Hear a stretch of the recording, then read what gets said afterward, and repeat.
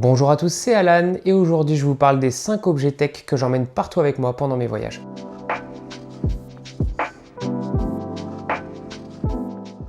Pour commencer, comment ne pas vous parler de l'iPad ?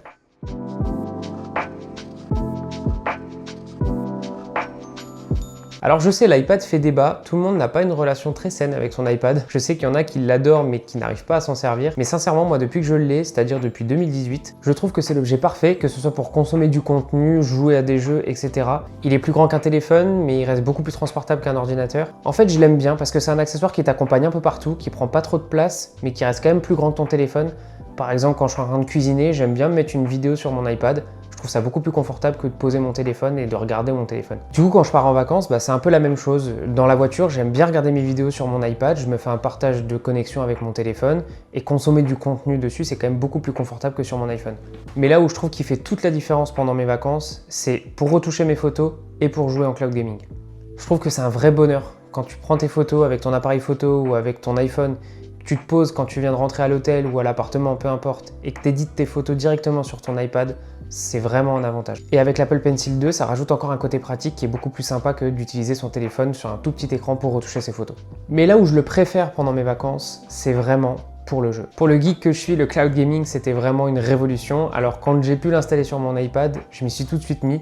Et depuis ces années, il faut dire que ça a bien évolué. C'est beaucoup plus fluide, il y a beaucoup moins de latence. Tout ce qui est jeu solo, ça va super bien tourner. Alors après, effectivement, il faut quand même éviter tout ce qui est FPS, jeux compétitifs et jeux multi, parce que là, il va y avoir un peu de latence et ça va se faire ressentir. Mais pour tout ce qui est jeux solo, style Assassin's Creed, Red Dead Redemption, Cyberpunk et autres, c'est quand même super appréciable. Vous prenez votre manette, vous vous posez sur une table et là, vous pouvez jouer. L'avantage, encore une fois, c'est la taille de l'écran. C'est quand même beaucoup plus confortable de jouer sur un iPad que de jouer sur son iPhone, par exemple. Et ça m'amène au deuxième objet que je voulais vous présenter, c'est la manette Xbox Elite V2.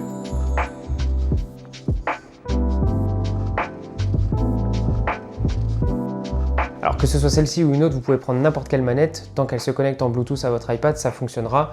Moi je suis joueur Xbox, donc j'ai la manette Elite V2 et sincèrement c'est la manette que je préfère. L'avantage de cette manette, c'est que vous avez un grip qui vous permet d'avoir un meilleur maintien, vous avez des palettes de raccourcis qui sont configurables à l'arrière, et au niveau des gâchettes, vous pouvez réduire ou augmenter la course de la gâchette, dépendamment de si vous jouez par exemple à Forza, un jeu de voiture où on va vouloir avoir une course la plus longue possible pour gérer l'accélérateur, ou alors un FPS comme Call of par exemple, où là vous voulez avoir la course la plus courte possible pour pouvoir tirer rapidement. Le gros atout de cette manette aussi, c'est sa batterie, puisqu'on le sait, les joueurs Xbox, oui, on peine depuis des années avec des piles encore sur nos manettes. Là, vous avez une batterie qui est intégrée et qui fait largement le travail. Moi, pour une semaine de vacances où je vais jouer 1 à 2 heures quelques soirs dans la semaine, ça me suffit largement, j'aurai pas besoin de la recharger, elle va me tenir toutes mes vacances sans problème. Côté audio, je suis récemment passé chez Huawei avec les Huawei FreeArc et c'est un vrai bonheur, je vous en parle tout de suite. Ce sont des écouteurs pensés d'abord pour le sport, donc l'avantage qu'ils ont, c'est qu'ils ont une ergonomie qui va vous englober toute l'oreille. Ça vous assure un maintien optimal pendant vos sessions de sport ou de running. Moi par exemple, quand je vais courir à la plage, je préfère largement avoir ces écouteurs-là sur les oreilles que mes AirPods qui ont un très bon son, c'est pas le souci, mais ils glissent avec la transpiration, donc du coup c'est beaucoup moins pratique. Et là le gros avantage de ces écouteurs, c'est qu'ils vont être résistants aux éclaboussures et à la transpiration. En plus de ça, je trouve qu'ils ont un design plutôt sympa, des couleurs plutôt flashy. Moi je les ai pris en vert pomme.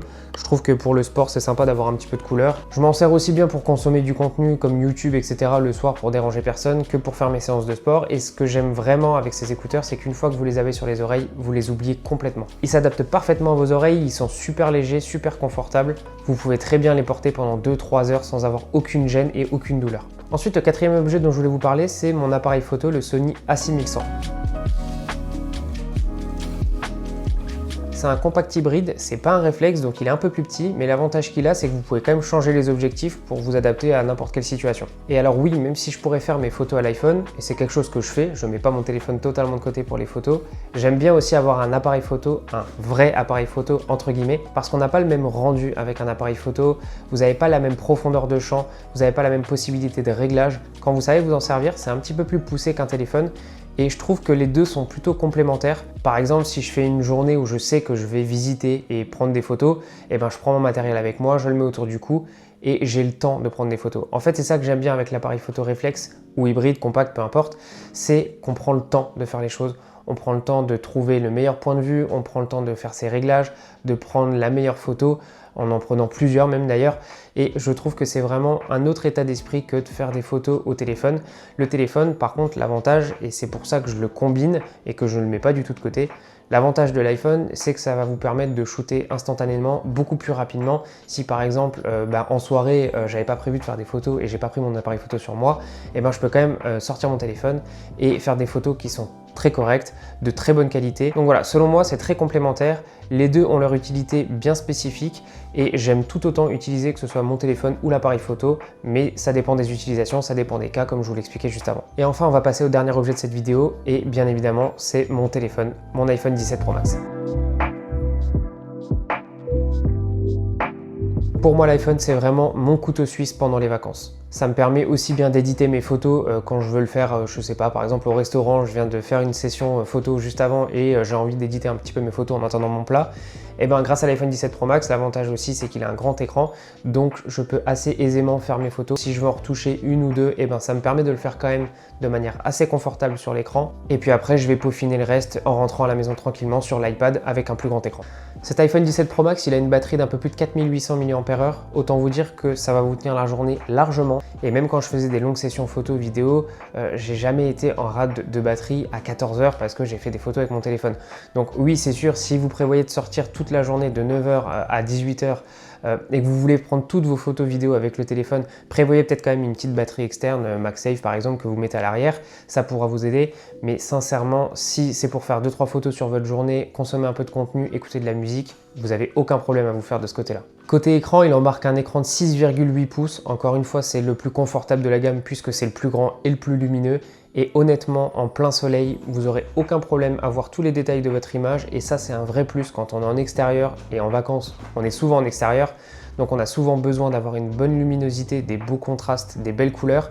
Et sincèrement, l'écran de cet iPhone est juste parfait. Et voilà, on arrive déjà à la fin de cette vidéo. Je vous ai présenté les 5 accessoires que j'adore transporter avec moi pendant mes vacances. N'hésitez pas à me dire en commentaire ce que vous avez l'habitude de prendre pendant vos voyages. Si la vidéo vous a plu, n'hésitez pas à vous abonner. C'était Alan et à la prochaine.